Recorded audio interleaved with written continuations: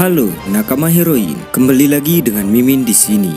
Ya, setelah libur satu pekan, akhirnya manga One Piece chapter 1070 sudah dapat dipastikan akan terbit minggu ini. Nah, kali ini Mimin mau membahas beberapa hal menarik yang kemungkinan besar ini akan menjadi gambaran bagaimana pertempuran terbesar sepanjang sejarah One Piece akan benar-benar segera dimulai. Hal ini dijelaskan langsung oleh Oda Sensei pada acara Jam Festa kemarin, dimana apabila kita perhatikan, inti dari perkataan Oda Sensei tersebut akan terjadi free for all battle royale.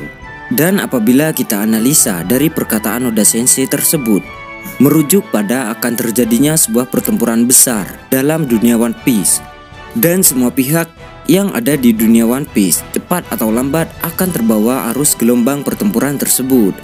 Mengingat seperti yang telah disampaikan Oda Sensei pada tahun kemarin, setelah Arcs Wano selesai, cerita One Piece akan memasuki arcs terakhir atau final saga.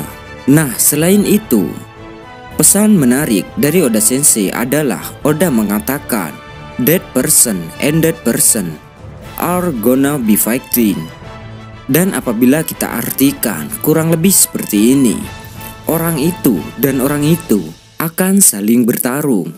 Siapa karakter yang dimaksud oleh Oda Sensei ini? Nah, sebelum lanjut ke pembahasannya, alangkah baiknya jika kalian subscribe channel kami terlebih dahulu dan jangan lupa like video kami. Simak pembahasan ini sampai selesai agar kalian tidak salah paham. Ya, tentu saja sebagai fans One Piece, terutama yang sudah mengikuti manganya, kalian semua pasti sudah mengetahui setelah Luffy meninggalkan negeri Wano, banyak sekali pertempuran yang semakin membuat dunia One Piece semakin kacau. Seperti contohnya pertemuan Reverie yang membuat terbunuhnya Raja Cobra, lalu pemburuan mantan Shichibukai oleh Angkatan Laut, kemudian terbentuknya organisasi Cross Guild yang bertujuan untuk memburu Angkatan Laut. Setelah itu, pergerakan bajak laut Kurohige ke Amazon Lily yang mengakibatkan salah satu angkatan laut, yaitu Kapten Kobe, harus diculik oleh bajak laut Kurohige. Tidak hanya sampai di sini saja, kemudian bajak laut Kurohige melanjutkan pergerakannya menuju ke Pulau Champion dan bertemu dengan bajak laut Hati untuk memperebutkan salinan Road Poneglyph.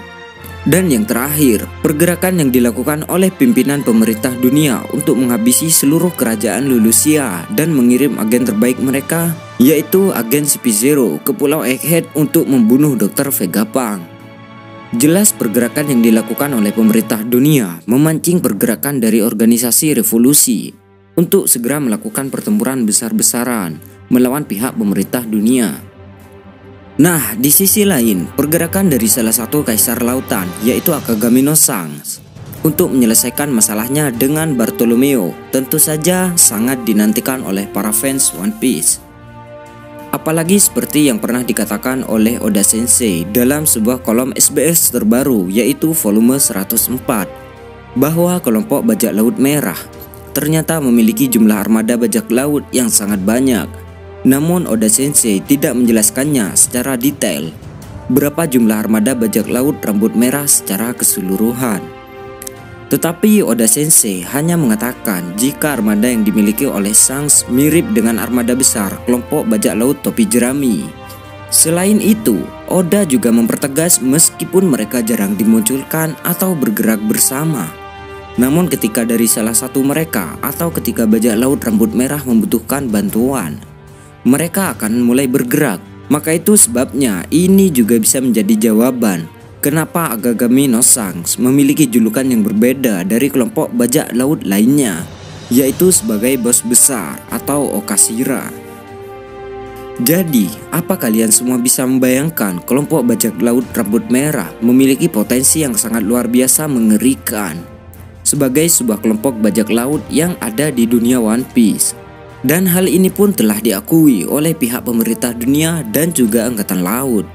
Nah, sampai di sini Mimin berpikir jika karakter yang dimaksud oleh Oda Sensei adalah Akagami no Shanks dan Bartolomeo. Meskipun banyak dari para fans One Piece yang mengatakan jika orang itu adalah Kurohige dan Law, namun apabila kita analisa dari perkataan Oda Sensei yang mengatakan orang itu dan orang itu akan saling bertarung, menegaskan jika kedua orang ini belum pernah bertarung. Lalu sampai di sini yang menjadi sebuah pertanyaan besarnya adalah, untuk apa Akagami no Shanks bertarung melawan Bartolomeo? Bukankah tidak ada untungnya sama sekali? Tentu saja hal ini bukan masalah untung atau rugi. Perlu diingat, merusak atau membakar bendera bajak laut tentunya menjadi sebuah tanda bahwa seseorang telah menantang kelompok tersebut. Dan apa yang telah dilakukan oleh Bartolomeo di wilayah kekuasaan Shanks memang sudah di luar kendali aliansi armada besar kelompok bajak laut topi jerami. Jelas Shanks menganggap apa yang dilakukan oleh Bartolomeo tersebut sebagai sebuah deklarasi perang. Shanks tidak peduli sedikit pun bahwa Bartolomeo adalah sekutu dari Luffy dan juga bagian dari armada besar dari kelompok bajak laut topi jerami. Selama hal itu menyangkut harga diri dari kelompok bajak laut rambut merah, maka Akagami no Shanks akan menyelesaikannya. Nah, dari semua kejadian tersebut, hal ini jelas bukti nyata bahwa keseimbangan di dunia One Piece benar-benar tidak bisa dipertahankan untuk selamanya. Apalagi dengan jumlah bajak laut yang terus bertambah. Tentu saja apabila keseimbangan di dunia One Piece benar-benar bergoyang untuk melakukan apapun yang mereka mau, termasuk melakukan perampokan terhadap negara-negara yang berafiliasi dengan pemerintah dunia. Dan apakah kalian semua bisa membayangkan bagaimana kacaunya dunia One Piece jika semua pihak yang ada di dunia One Piece akan terlibat dalam sebuah pertempuran besar? Dan inilah yang dimaksud oleh Oda Sensei dengan free for all battle royale. Selain itu, tentunya sebagai para fans One Piece, kalian sudah tidak heran lagi dengan setiap individu atau sebuah kelompok yang ada di dunia One Piece pasti memiliki sebuah tujuan dan kepentingannya masing-masing. Contohnya seperti para bajak laut yang memiliki tujuan untuk mencari harta karun One Piece dan menjadi raja bajak laut. Itu sebabnya mereka melakukan sebuah pergerakan atas dasar kepentingan mereka, dan setiap kepentingan tersebut hanya akan menguntungkan kepentingannya sendiri. Dan satu hal lagi yang perlu kita ingat, apapun cara untuk mendapatkan harta karun One Piece dan menjadi seorang bajak laut adalah hal yang sah, karena bajak laut yang sesungguhnya adalah bajak laut yang tak lepas dari kelicikan, kecurangan, dan pengkhianatan. Nah, itu tadi pembahasan mengenai perkataan Oda Sensei mengenai perang terbesar dalam sejarah dunia One Piece yang akan terjadi. Lalu bagaimana menurut nakama semua? Silahkan tulis pendapat kalian di kolom komentar. Dan apabila ada salah kata atau ada hal yang kurang berkenan, Mimin memohon maaf yang sebesar-besarnya. Sampai jumpa di video selanjutnya.